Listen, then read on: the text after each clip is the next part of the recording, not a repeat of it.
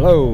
I don't even know if this is working. I'm trying a new... Oh, there it is. Wow, okay. It does work. I just can't see anybody.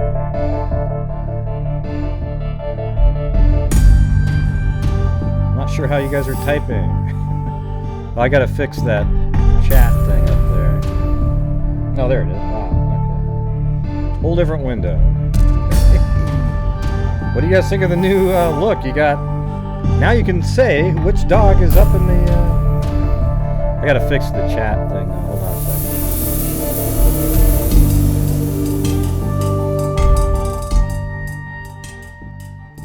Hey, were you able to hear the intro music of that video? I couldn't tell if it was playing or not. Let me know. I'm trying OBS, Streamlabs OBS. It's different than OBS. It seems to be a little easier to use. Okay, you could hear that. All right.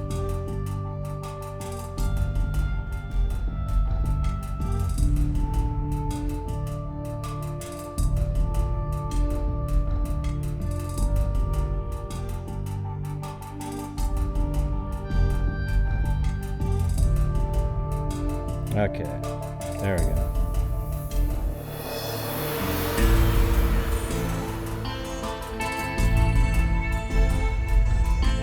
Yeah, I don't know. I'm gonna have to try to figure this out. I didn't realize it was... I thought it fit by itself. The chat. I'm trying to get the chat to look correct. That's probably good right there. Alright, there you go. So that'll be the freak chat box right there, and then right below it would be the whichever dog wants to be their camera. And then down below is the, it'll tell you which one is which. Alright.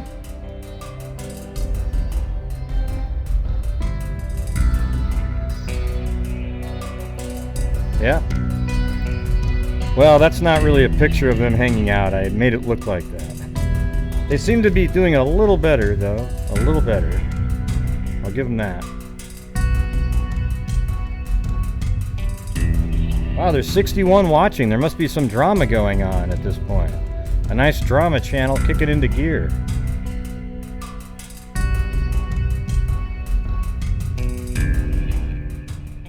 Oh yeah. Well, the music was still up pretty loud. Thanks, Shirley. I could tell. I was just still sort of doing the intro part of the show. So what do you guys think? Yeah, you like it? Okay, cool. Yeah, I might need to do a couple. I'm going to try to make it so that each of the other screens are also have some brick around them, and then a couple, you know, maybe the counts and so forth. But there'll be like a consistent look on there. Hey, thanks, Will Good. I mean, Will Good. Will Good. Oh, look at that thing. Where's that going? Oh, yeah, there it goes. Boom. Into the glass. See, there you go.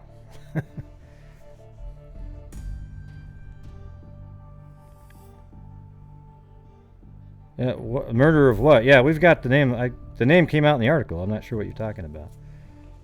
Yeah, it was pretty... all right. So what was kind of interesting today is I went through... I saw the article and I got the guy's name, and then I went to newspapers.com like we always do. And let me get that. I think... Maybe, you know what I need to do is make myself smaller in that. So let me just try to... Hold on.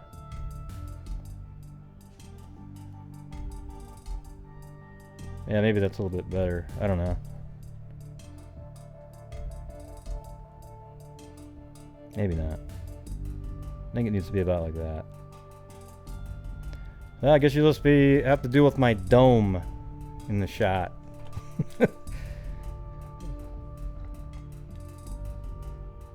Yeah, they definitely gave the guy's name out. Alright, and the killer in the case, his name is, let's see, Curtis Edward Blair. Oh, see you later, Barbara. Well, thanks for stopping by. I take it there's some breaking news. Ah. So I'll put this in the center.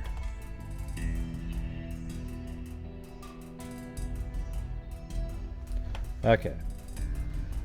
So here it is. There was actually a Parabon, and the Salisbury Police had a joint meeting, news conference today. But let's go over the article, part of it first. It said, Salisbury Police detectives say they have solved the 35-year-old murder of Reesa Dawn Trexler, a local teen who was found stabbed to death at her grandfather's North Shaver Street home, according to details revealed during a morning press conference. Officials would only say that the suspect was a black male and that the case had been cleared. However, the Post obtained a petition for the exhumation. They had to exhume Curtis Edward Blair to get the exact, make sure that the DNA matched.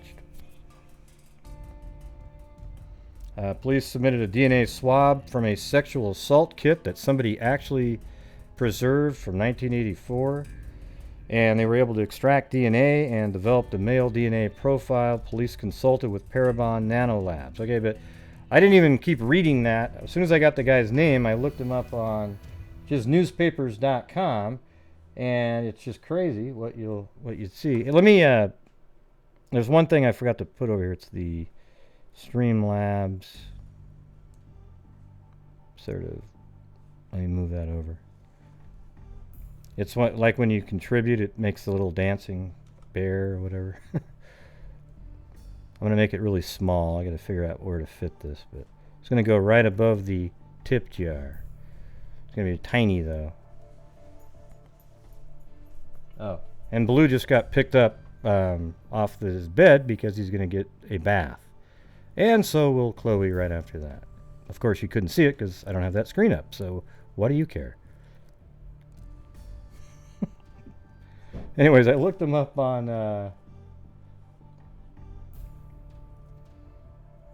newspapers.com, and let me get those articles out. So here is an article from 1966, right? So this murder happened in 1985 with Reesa Trexler, right? But look at this. This is an article where he was in the paper. Curtis Edward Blair, 22, of North Long Street, was held in jail here Saturday without privilege of bond on 2 charges of assault with a deadly weapon with intent to kill, Police Chief Dave Schuler reported. Schuler said that Blair was accused of stabbing his wife, Elmira, and their 2 and 1/2-year-old daughter. So 2 different children, okay? So his 2 and, well, maybe it's 2.5. I don't know what that, let's see, they're 2 and 1/2-year-old, no, just 1. Okay, so it's 2.5.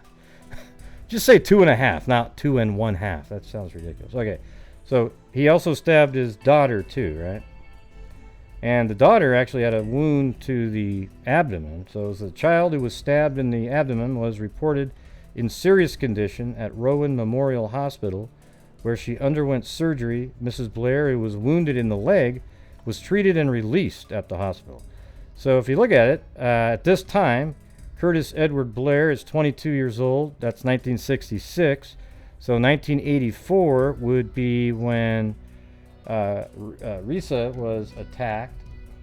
So that would make him 40, 41-ish, something like that, right? So then there was another article on the 25th. It's a little bit longer, not too long. It goes up here, but let's see. A Rowan County man charged with stabbing his wife and small child has been held under $10,000 bond for Superior Court trial. They said trail, but probable cause for prosecution was found in the case of Curtis Edward Blair, 22, of North Long Street, at a hearing before James C. Davis in Rowan County.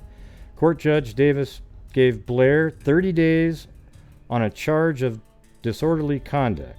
So he obviously was acting out in court as well.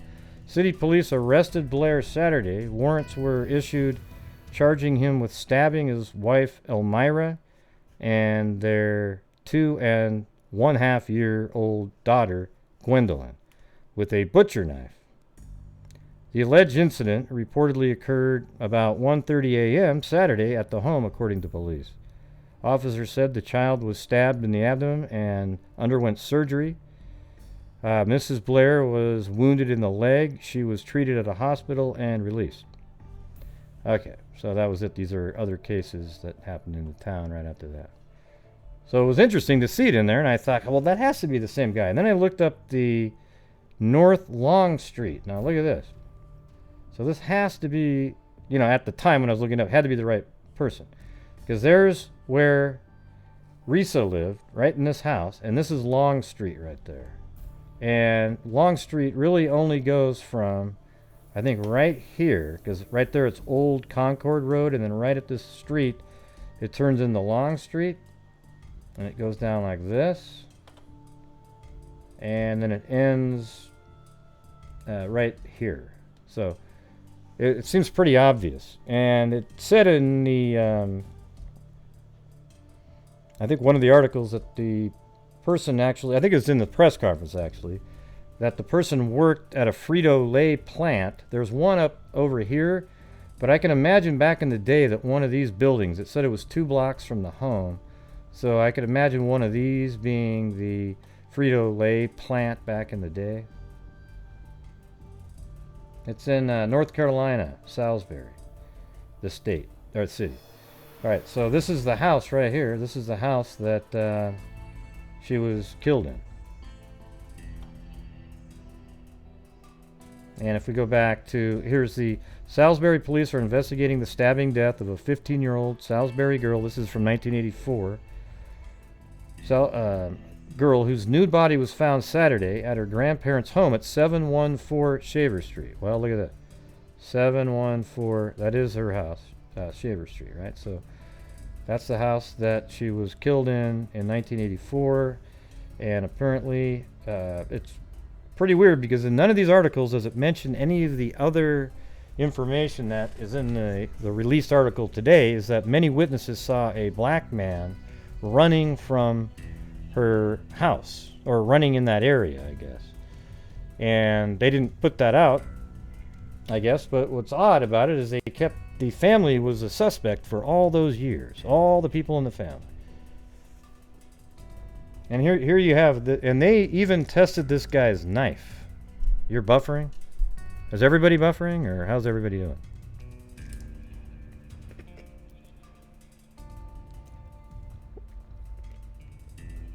Okay, well, you're going to have to just reload there, Jeff. You don't need to type in your buffering. Just try to work through it. Okay, cool.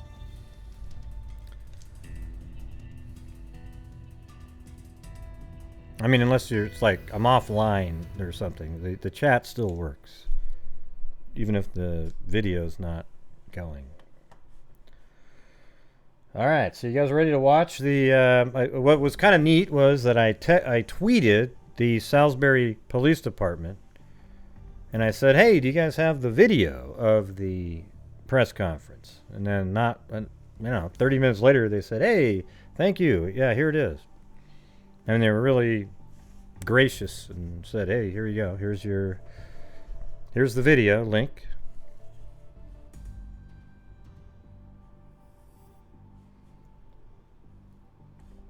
All right, I'm just gonna move it over here and play it.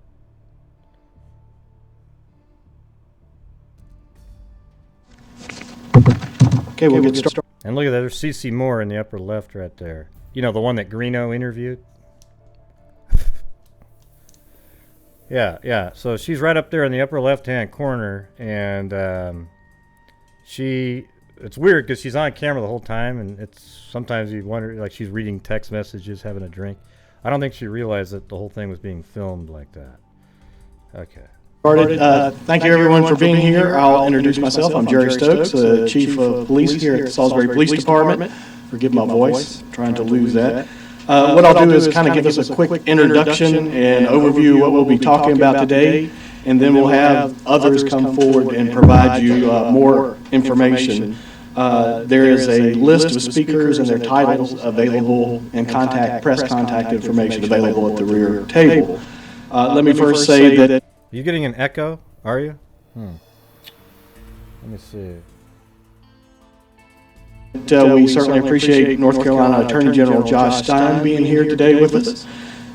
Today we will announce a resolution to the Reesa Trexler homicide, which occurred on June the 15th, 1984. First, you'll hear from Sergeant Travis Schulenberger, who is a primary Salisbury Police Department cold case detective on the reopened case. How about now? Mrs. C.C. Moore of Parabon Nanolabs Incorporated, who conducted the DNA genetic investigation in the case, and she has joined us via Skype on the monitor here. And then the Attorney General, the Honorable Josh Stein. And then lastly, I'll provide some closing information and related matters, and then we'll end with an opportunity for the press to ask questions. So with that, if Sergeant Schulenberger will come forward. Hey, I'm Travis Schulenberger. I'm talk to you about the Reesa Trexler homicide investigation. On June 15, 1984, the nude body of 15-year-old Reesa Dawn Trexler was found at her grandparents' house here in Salisbury at 714 North Shaver Street.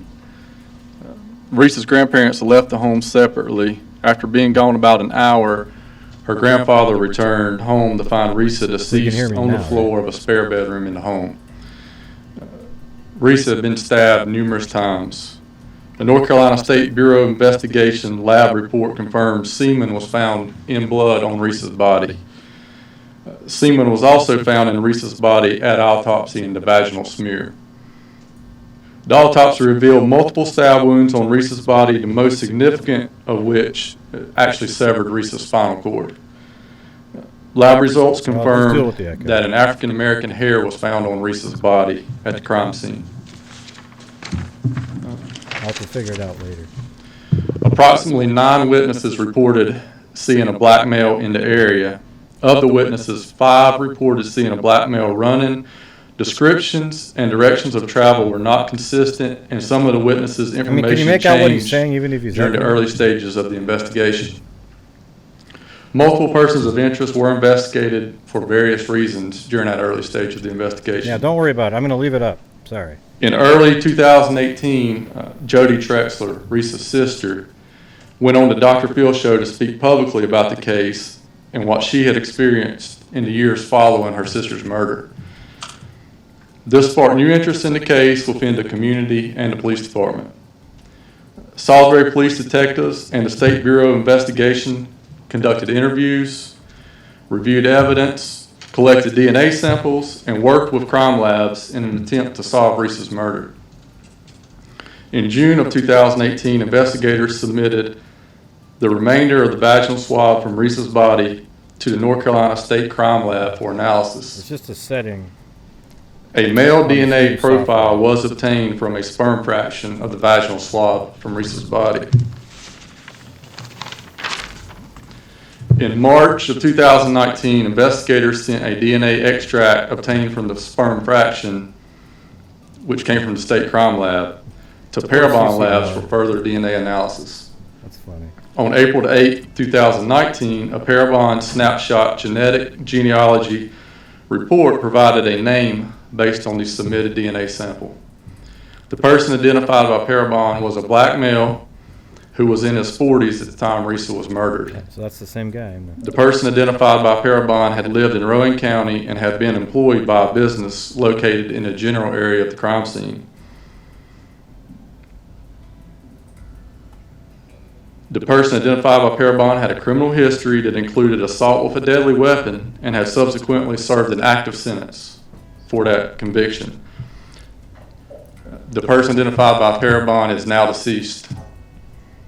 Investigators with the Salisbury Police Department and State Bureau of Investigations obtained a sample from the body of the person identified by Parabon. The sample from the body was taken to the North Carolina State Crime Lab for comparison to the sperm fraction obtained from the vaginal swab from Reesa's body. In August 6, 2019, North Carolina State Crime Lab reports that the major contributor from the sperm fraction of the vaginal swab profile is consistent with the DNA profile obtained from the body. The suspect identified through DNA is now deceased. In the absence of courtroom due process and conviction by a jury, his identity is not being released. The Salisbury Police Department and State Bureau of Investigations does consider this case solved and now closed. Jody Trexler was instrumental in bringing this case back to the forefront. We would like to say that Jody has been completely exonerated in this case, and the suspect has no connection to the Trexler or the Monroe family. Thank you.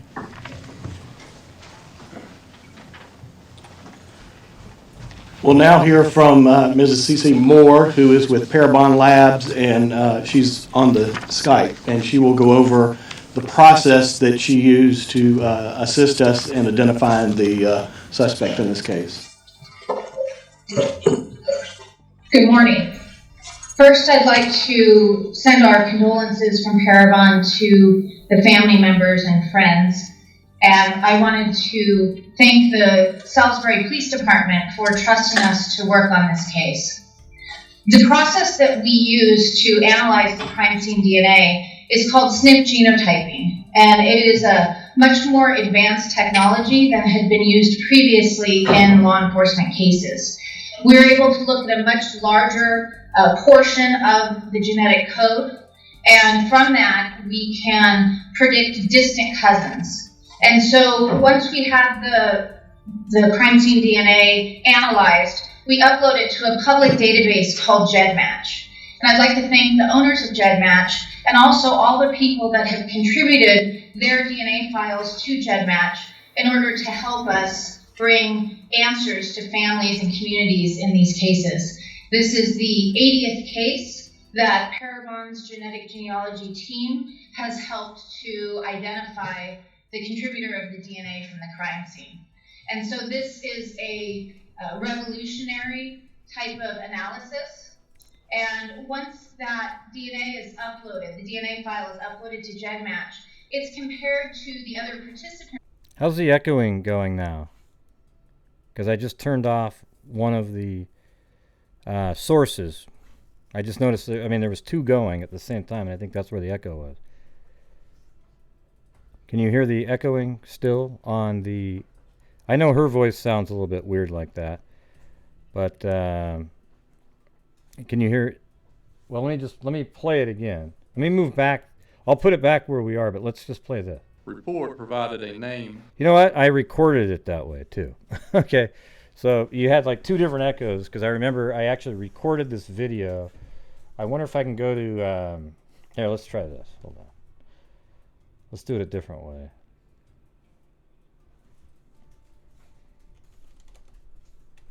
I'll go to Twitter and play it off of there, and then we'll just see what happens.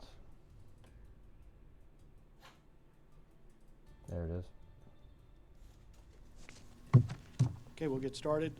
Thank you, everyone, for being here. How's that? I'll introduce myself. I'm Jerry Stokes, Chief of Police here at the Salisbury Police Department. Forgive my voice. I'm trying to lose that. What I'll do is kind of give us a quick introduction and let me know. overview of what we'll be talking about today, and then we'll have... No, they already others exhumed the come body, forward Gene. and provide you more Okay, good. information. All right, thanks. And unknown victims of... So her voice and sounds a little bit like that database called anyway. GEDmatch. Good morning. First, I'd like to send our condolences from Parabon to the family members and friends.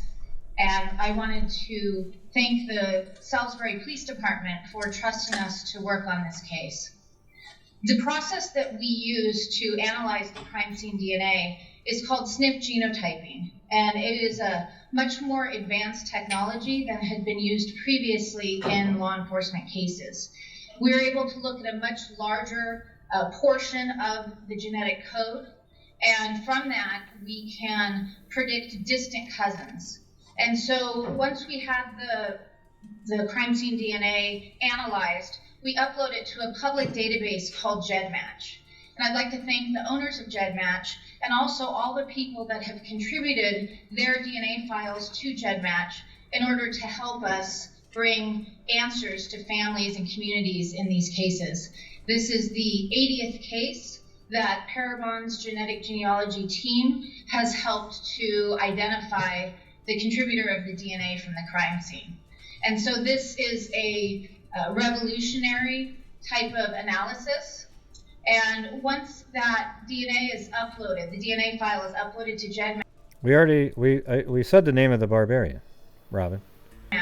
It's compared to the other participants there who have allowed law enforcement to use their profiles for comparison. And from that, we get a list of cousins or relatives. So we then use the family trees of the people that... Did everybody miss the beginning of the show? Because the thing is they've already identified the guy. All right, his name is Blair is his last name. His name is Curtis Edward Blair. He was 22 in 1966. Okay, but he was probably about 41 at the time. Okay, right. So he was 41 at the time, and I actually have a background info on him. I don't know. I'll try to open it up in a little bit. I didn't have time. I was trying to get this new scene set up for Streamlabs OBS. So OBS is an open source software program, and then Streamlabs was able to use that and then build their own version of it. So everything kind of integrates a lot easier and simpler, much more simply. Okay, so they're not going to catch the guy because he died in 2004. But they were able to get a warrant to exhume his body, and they were able to confirm that the DNA that already kind of led to him, and that his DNA was consistent with the DNA at the crime scene. So they were able to solve the case. This is the third or fourth one that we've covered that the killer was dead already. That are sharing significant amounts of DNA with the unknown suspect to reverse engineer his family tree. So we're usually using second, third, fourth cousins and beyond. These are techniques that were originally created and developed for people that were adopted, people of any type of unknown parentage, in order to identify their biological families. And we had a lot of success with that. So we knew that the power of genetic genealogy could also help identify unknown suspects and unknown victims of violent crimes. And so in this case, we were able to do that based on the people who had uploaded their DNA files to GEDmatch. And from that, we could reverse engineer the identity of the suspect in this case. So thank you very much for embracing this new technology and these techniques, City of Salisbury and Salisbury Police Department. It is definitely our honor at Parabon to be able to be involved in cases like these. Yeah, unlike Greeno, I've actually talked to her for, I think like it was 25, 30 minutes over at CrimeCon last year. And she was really, she's, brilliant. But she's really interested in all kinds of crimes. And she's the one that was telling me about John Miller of the April Tinsley case. Because they're the ones that solved that one too. Parabon. Let's see. Yeah, well, hey, we are all just mustard. If you don't have a clue what's going on, don't watch, okay? I mean, why come in and say that? It's just, you sound so stupid. It's unbelievable. Hey, I just showed up and I have no clue what's going on. Well, that's why, because you just showed up. Okay? How about you type in something like, and just watch for a couple minutes. You might actually figure out what's going on. All right? Right. Okay, great. Yeah, so, I mean, it's amazing. Another case solved. We can take a look at the background check here in a minute.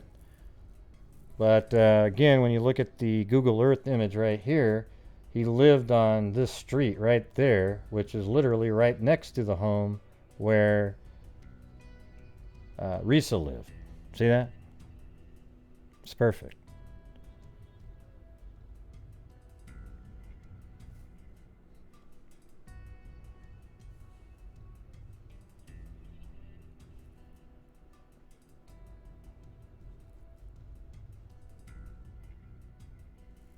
Alright, let me get back to the...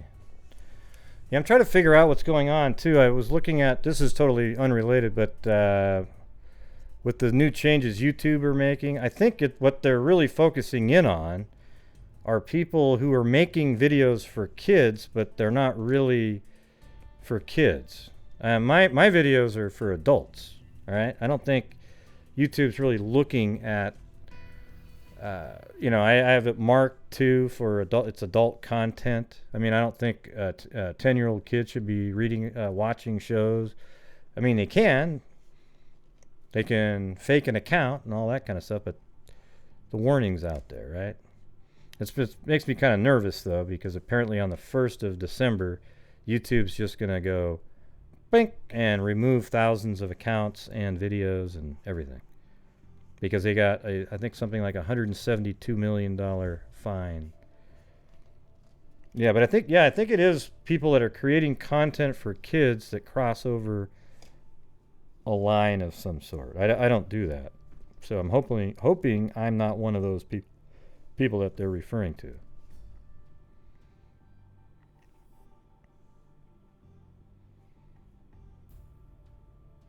Oh, yeah? How come it's not available? What do you mean it's not available?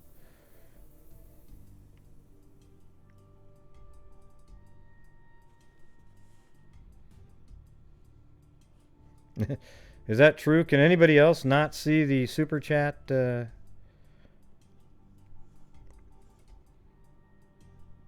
Yeah, January 1st, yeah. Obviously. We're past this. Let's see, it says feature not available in my area. Huh. I wonder why. Oh, have you always been in Thailand, or you just happen to be visiting there right now?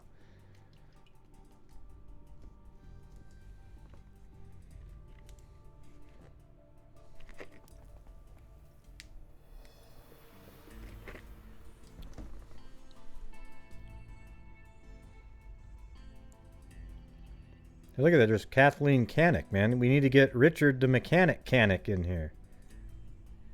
Okay. Well, I couldn't tell if any of you could see it either, you know. It's I'm just kidding. Let's see, what does that one say? It says feature not available in my area. That's kind of weird.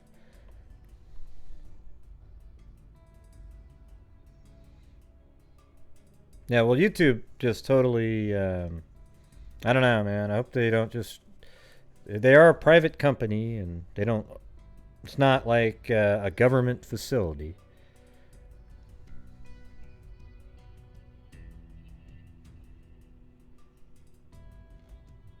Yeah, well, thanks, Robin.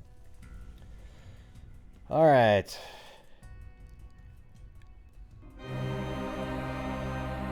Hey, look at that. Mag can see it, and so can Paisley Dreams.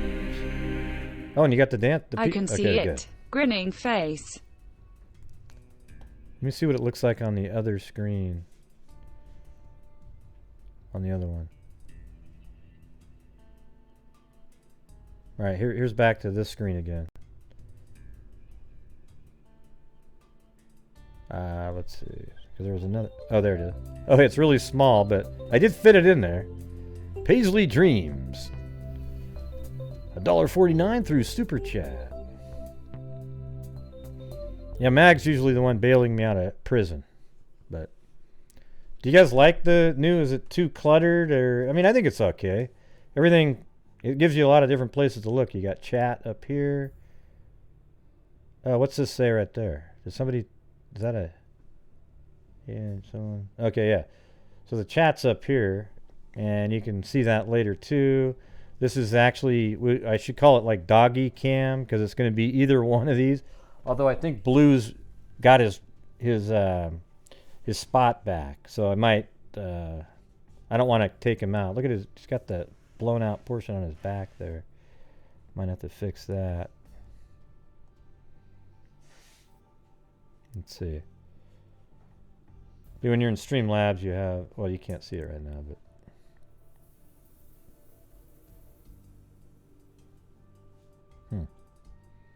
I have to make it even a little bit less than it wanted to be. There you go.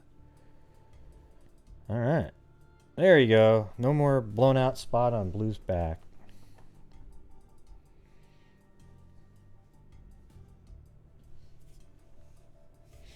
Yeah. I like the Blue and Chloe there too. Yeah, and so what I'll probably do is make a couple more. The center monitor and the right monitor will have an outline of brick with a couple things on it, and the video will be a little bit smaller, but so what?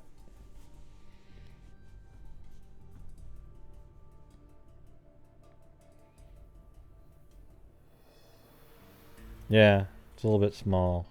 PayPal's in the description though if you want to do that. But Streamlabs also, is the Streamlabs in the description or is it actually in the?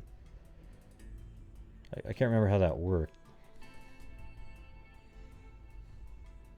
Hey, thanks, Cozy Paws. Can you lift up both dogs at once so we can see how small Chloe is? I don't know. They're both just kind of, they just both got baths, and Blue likes to do the thing where he rolls around, and but I would say she's about 2/3 his size or smaller. Like quite a, I would say half the weight. Very tiny. But I'm sure I'll do it on another show. Oh, thanks, Paisley Dream. Yeah. Maybe I need to put something right there though in the middle. Although that's kind of where the little balls come in and land in the glass. But I don't know. And I think up here at the top where you see Cairo's name on there, that's when you donate through Streamlabs. It actually puts a little ticker that goes through there. I don't think they do that for the regular. Okay. Let's get back to this, though. Based on the submitted DNA sample. So it was recorded. Oh, wait, I don't want to play that. I'll just. Oh, she's doing the same thing. Here's I'll film something for you guys. Hold on a second.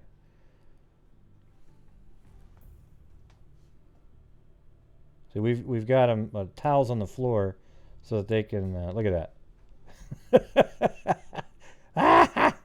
He does. Oh man, she does the same thing Blue does. Look at that. Oh man, she just got a bath, so she's just. There's a lot of crap in our living room right now because we're doing the Christmas stuff, boxes and. Does that hurt?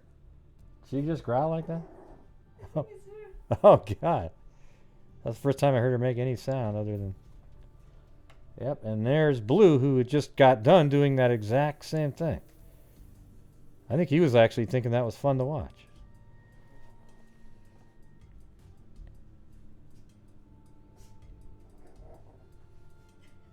Oh God, that's funny.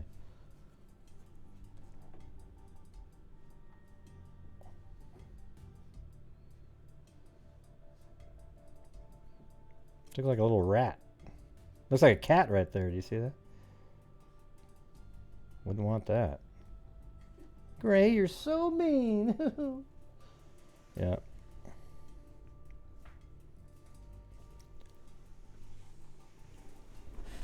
Yeah, he's not as frustrated today. I think in a few days he'll feel a little bit better.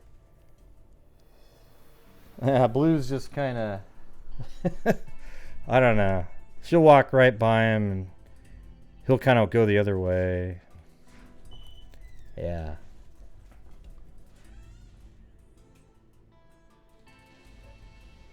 All right, here we go. Thank you, Ms. Moore. Now we will hear from the Honorable Josh Stein, the North Carolina Attorney General. Thank you, Chief Stokes. Good morning, everybody. I want to start with a message to Reesa Trexler's family and friends. I am deeply sorry for your loss. 35 years ago, her life was tragically and brutally cut short. And while I know today's news won't bring Reesa back, I hope that closing this case and exonerating the family will bring you all some measure of relief. Chief Stokes, Sergeant Schulenberger, I want to congratulate you and all of your colleagues for your dedicated and persistent work on this case. It underscores the value that you all do every day, never giving up on a case and always trying to find justice for victims and their families. Sometimes justice is swift, other times it takes longer. And today, after 35 years, this case is closed. I want to thank my team at the State Crime Lab. The director, Vanessa Martinucci, is here today. Vanessa and her team of dedicated scientists, namely Aaron Ermish and Sharon Hinton, have worked closely on this case. Over the 35 years, the State Crime Lab performed 10 different tests and produced 14 evidence reports to help law enforcement bring this case to closure. Fortunately, DNA science has come a long way since 1984 when this case began. DNA is a powerful tool. It can incriminate someone and it can exonerate someone. Today, thanks to determined law enforcement officers and forensic scientists, we are here to exonerate Josie Trexler Laird and the family from any connection to this horrendous case. While we're here and talking about DNA, I want to talk about sexual assault kits here in North Carolina. As many of you know, in 2017, the state did a count and discovered there were approximately 15,000 untested sexual assault kits in the state, more than any other state in the nation. It was absolutely unacceptable, and we've worked hard to address it because testing DNA can breathe new life in cold cases. We've seen it time and time again in North Carolina. A homicide that occurred 42 years ago in Johnston County. A rape that occurred in Winston-Salem 29 years ago. A rape that occurred in Fayetteville 31 years ago. Case after case after case. These are cold cases that have been reopened and are now very warm, or a person has actually been arrested and held accountable for committing these terrible crimes. My office has worked with the legislature to secure the funding so that we can test every untested sexual assault kit in this state. And doing that will undoubtedly put more criminals behind bars, making our communities safer and delivering justice to victims and their loved ones. We must test these kits. Once again, I want to congratulate the Salisbury Police Department and the SBI for their efforts to close this cold case. And I want to highlight and thank my scientists at the State Crime Lab for their important contributions to the criminal justice system. And I want to thank the private lab as well for its sophisticated and dogged analysis. Thanks to their work and the financial commitment of lawmakers and the partnership with law enforcement, we can test more sexual assault kits here in North Carolina. And when we test these kits, we solve crimes, telling rapists that no matter how long ago their crime occurred, we will come after them, and telling victims and their loved ones that we value them and we want to make our communities safe. We will fight for you, whether it's 10, 20, 30, or even 35 years ago that the crime occurred, like the one here today. Thank you all for being here. Chief. Thank you, Attorney General Stein. As you've heard, we've been able to bring closure to this case for the family. Yeah, Chloe was just trying to wrestle around with Blue, but he didn't growl this time, so maybe he's getting used to it. I got your email. Family, while they don't have the closure of seeing the suspect face any penalties for his crime, the speculation and community questions that have been resolved, and we have cleared Jody and anyone else in the family as responsible in any way for the murder. We consider this case closed, as we have said. But didn't you already know that before? We want to express our thanks to the following agencies for their assistance. You know, here's the thing that really bothered me a lot in the, I think they said it here, that early on in the investigation, they tested the knife of that guy, of the killer, Blair. Curtis Blair, right? So they tested his knife at his house, and it didn't have any blood on it. But can I ask you guys why you tested that knife? because they found the blade of the knife he used inside of her body, like in her shoulder. You remember that? It broke off. So how come he went over to the house to test a knife that wasn't even going to be used? He probably went into the house and used a knife that was in the house and broke it off and then ran away with the handle. I doubt he went and broke the handle off and went and really quickly went and put a new blade on the handle. Okay, so I don't understand why you tested a knife when the knife that was used to kill her was in the body. In bringing this matter to a close, the North Carolina State Bureau of Investigations, particularly Agent Jeremy Alderman, the Rowan District Attorney, the North Carolina State Lab, Parabon Nano Labs, Richland County, South Carolina Crime Lab, Larry's Funeral Home, and of course the Attorney General's Office. I want to especially say thank you to the Salisbury Police Department Criminal Investigations Division for their hard work on this case. While this case goes back many years, we want to assure the community that no unsolved murder case is closed, and we are always seeking information to help resolve the case. Tomorrow is the 3rd anniversary of the murder of Ayanna Allen. We still need information on this case and are asking for help. Any information can be important to solve this brutal murder of a 7-year-old. Ayanna's mother, Shakita Woodbury, her grandmother, April Woodbury, and also injured in the incident of the night of her death, her grandmother, Shirley Robinson, are here today with us.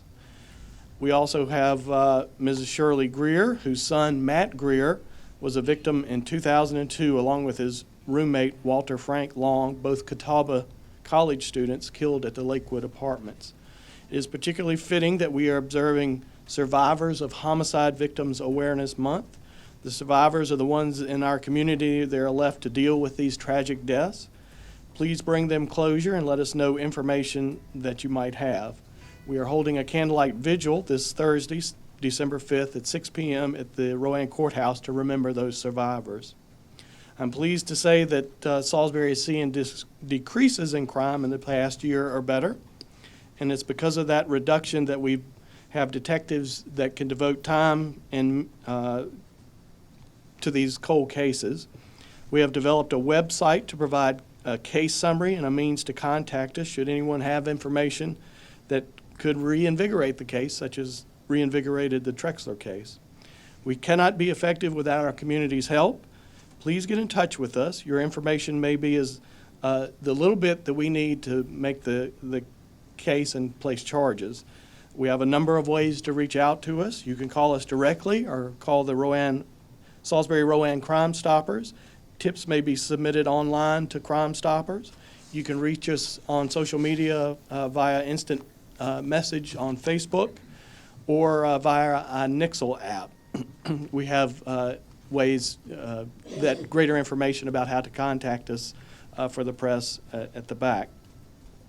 A news article is now up on our website along with the photo of Reesa, information on Parabon, and a link to our cold case website. We will now take questions.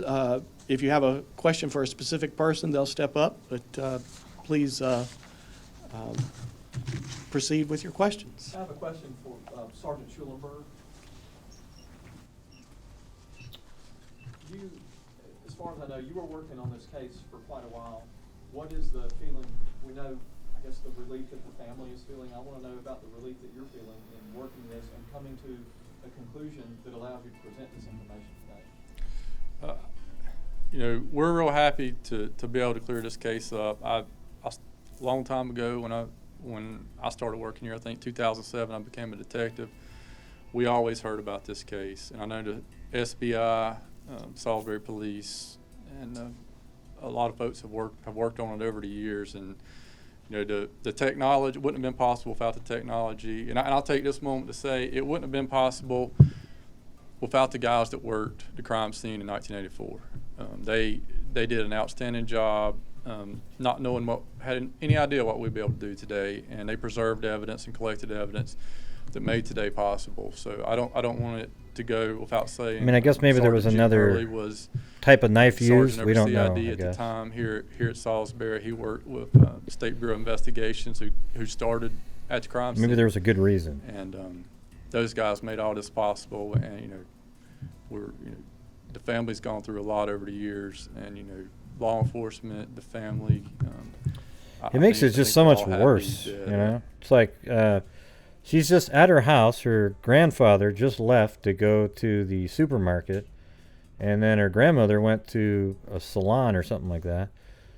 And then all of a sudden, a barbarian that she didn't even know runs into the house at 40 years old and rapes her and then stabs her in the neck and chest over and over again, like a crazed maniac.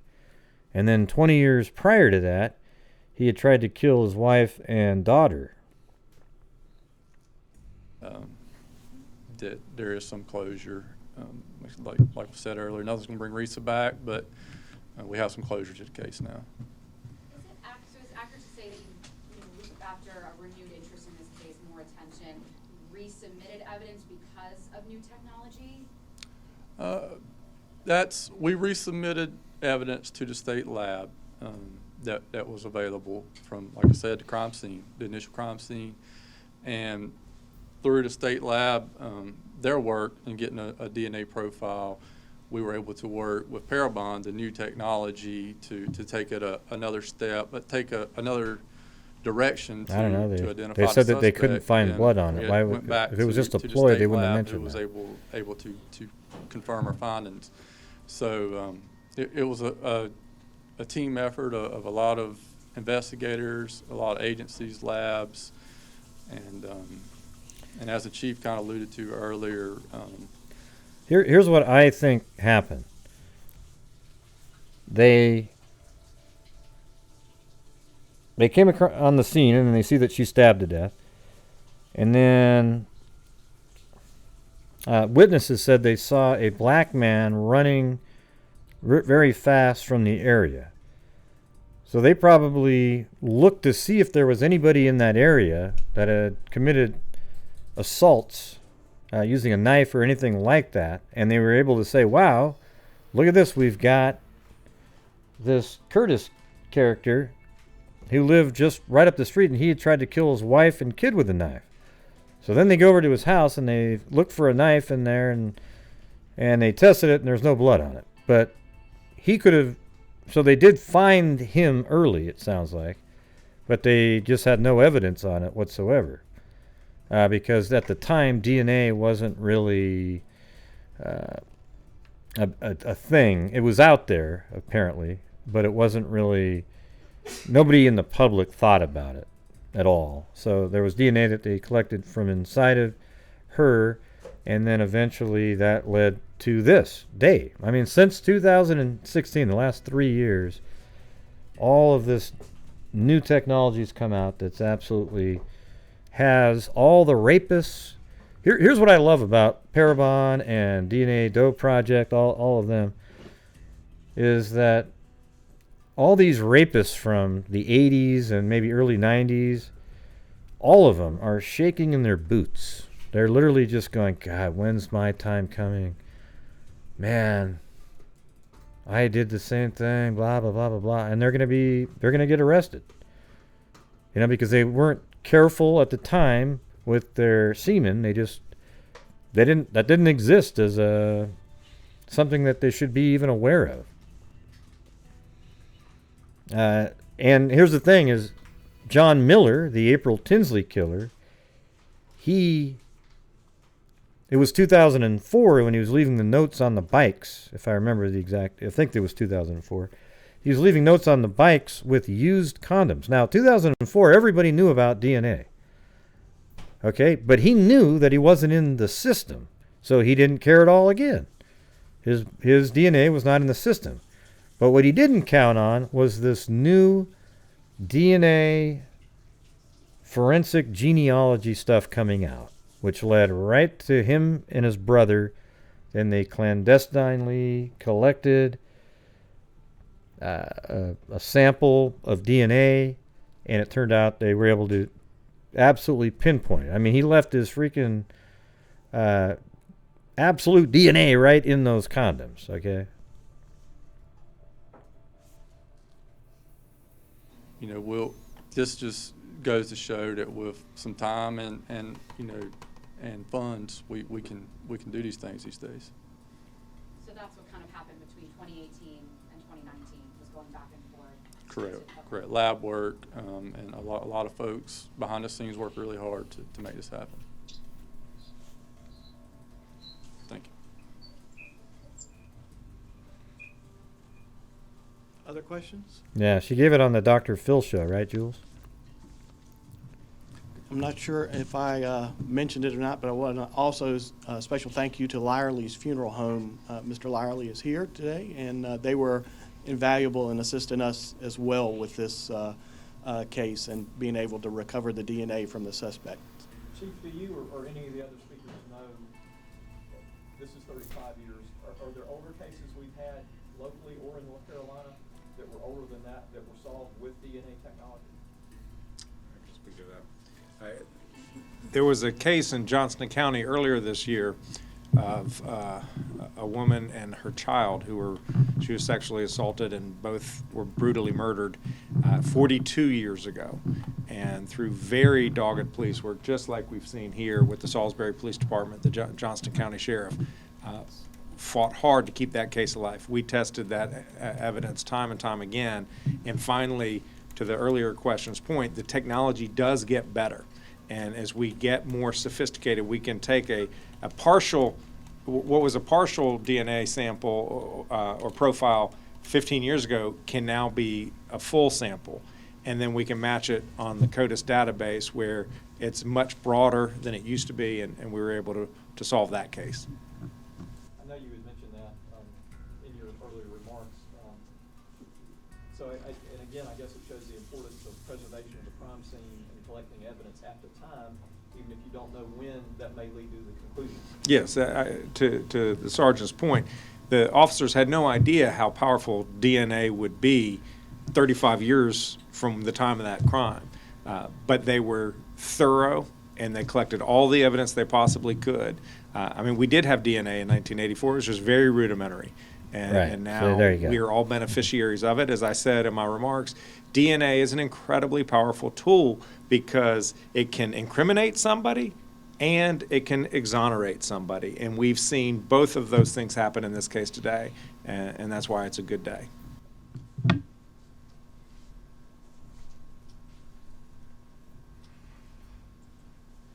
Okay. If there are no further questions, again, there's some information in the back table, and then our news article is Well, that's it. And look at that. Cece Moore sat there still the whole time. I don't know if she knew that she was being videotaped the whole time, but she knew that people were looking at her in the audience, I guess. But that wasn't too bad. That would have freaked me out. I'd probably pick my nose, be jittery, looking around. I know that I look like that sometimes on the 3 Minute of Mystery podcast that I'm on, that compared to the other guys, I'm moving around a lot. So excellent. Up on our website. Boom. Another case solved, and another round of killers and rapists out there shitting their pants, just waiting for their time. I think I have a couple other things to discuss here.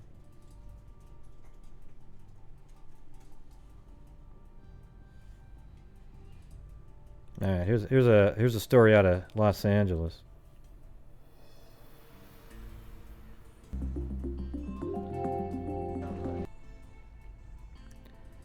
A hiker in Griffith Park stumbled upon part of the body Monday around 9 a.m. Let's go back. Police opened a homicide investigation after a decapitated body was discovered. Well, I hope you opened a homicide investigation. It probably wasn't suicide, right? Stumbled upon part of the body Monday around 9 a.m. Police also found an encampment in the area and said it was possible no foul play was involved. Really? Well, how come the head was... You mean like maybe animals? Let's see what he says. Hold on. Joel, that was...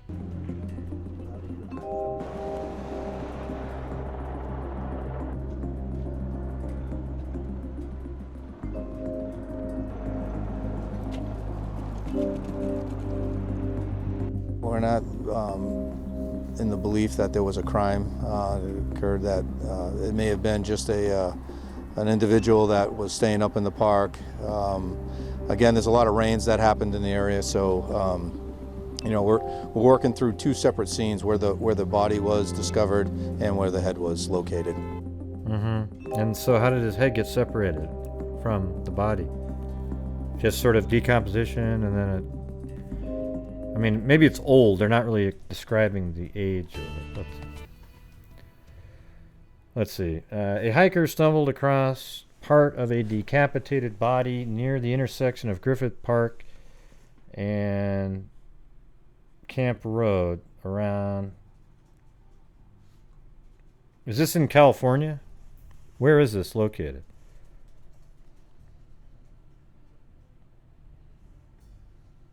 Okay. Yeah, there's mountain lions everywhere. Okay.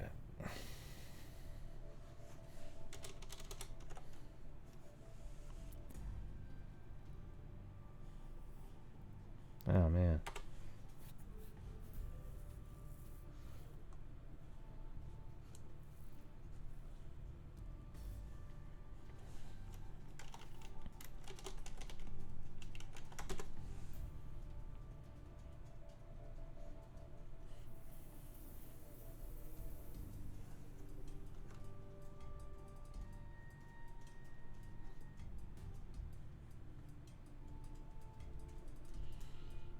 Okay, so it's like right in this area here. I mean, it looks like there is some wilderness right there.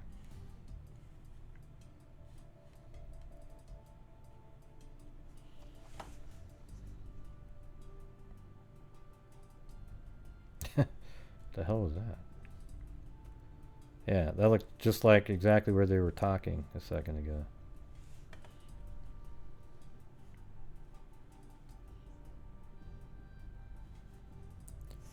A hiker stumbled across part of a decapitated body near the intersection of Griffith Park around 9 a.m. Police say they also found an encampment in the area and that it was possible that there was no foul play involved. So why would there being an encampment mean that?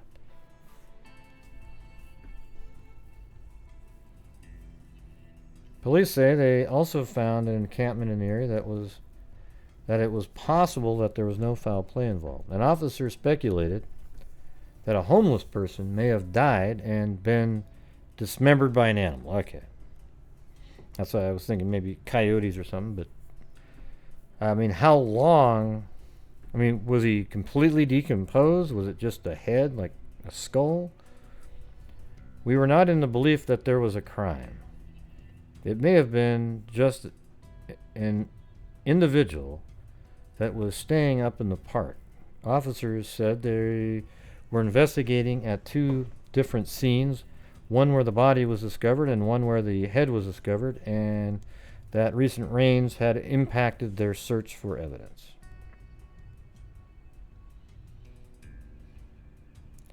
It was identified as a male, either white or Hispanic, in his 40s or 50s.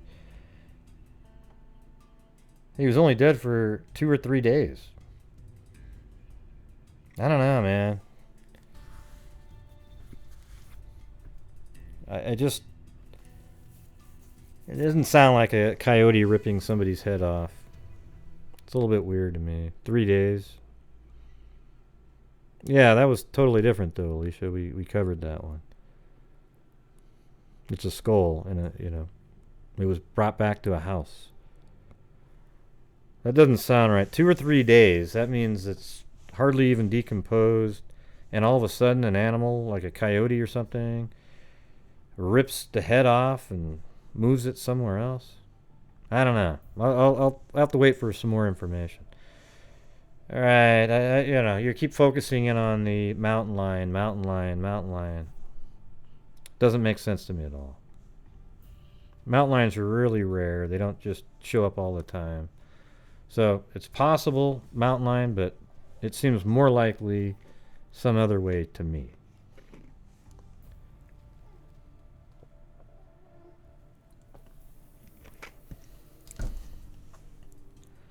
Let's see. Yeah, there's that one.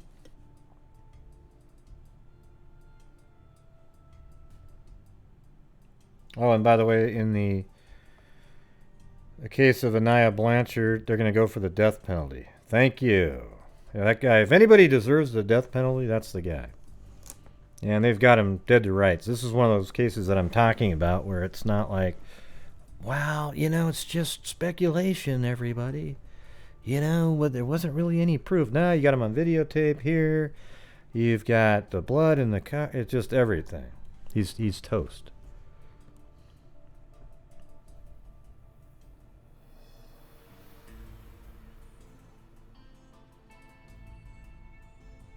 Right.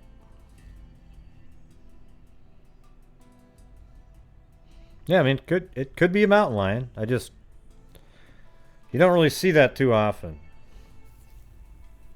I mean, there was a case in Oregon, God, about a year ago? Remember that, where the mountain lion jumped on the biker, started pulling on the friend, and the other friend went and saved that person, and then that person ran away, but then that person got killed by the mountain lion, but they didn't say anything about his head being found elsewhere. But it is possible. Yeah, I give it, it's not, I'd say maybe, I mean, I can't even give you a percentage. It just doesn't sound too feasible. It seems more likely somebody would cut his head off than have a mountain lion run up and rip his head off. Yeah. Okay. Well, we'll see. Could be. Might very well be a mountain lion. Mountain lion. Just wouldn't be the first thing that I thought of. Yeah, they're big. Mountain lions are huge. I like bobcats a lot. They're pretty cool. Where my parents used to live before they just sold that house, one time on the ride home I saw an adult and two cubs running really quick across the road.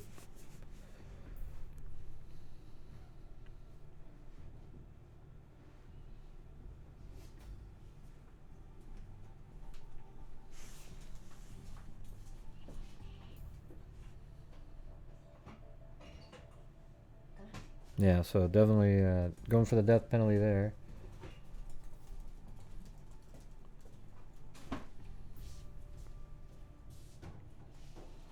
Alright. Well, I might come back on later. I just, I wanted to get done with the Parabon case that we were talking about yesterday. I thought it was interesting. It was interesting to find an article in the paper and then here at the press conference that that was him, and he tried stabbing his wife prior and his kid, and he served prison time for that. And then when he's 40-something years old, almost 18 years after that incident, he goes and kills a 15-year-old girl in her house, stabbing her multiple times in the neck. Crazy. And upper body.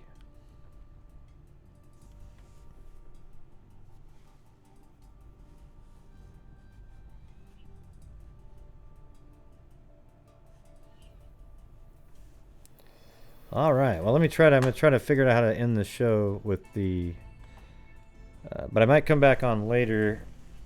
I don't know. I don't really, if anybody has cases they want to send me in an email, let me know, but if I come back on, it might be about something else. I don't know. Yeah. So here it is, back to the new setup. All right. I think they're outside now. Not sure. I think I almost need to add more. I notice how I didn't make straight lines. It's a little bit jaggedy. You know, try to make it look more like a hole in the bricks.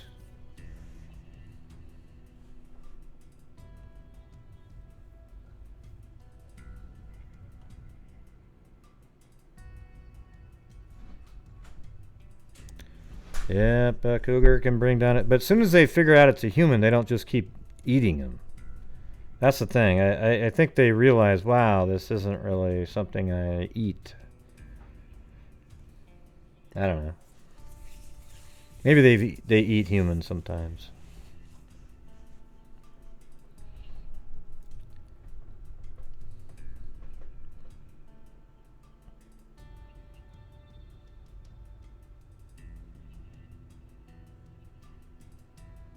Okay, yeah, just if you guys have any stories to look at, send them to my email. All right, everybody, thank you for showing up. And as I always say, until next time, be safe out there.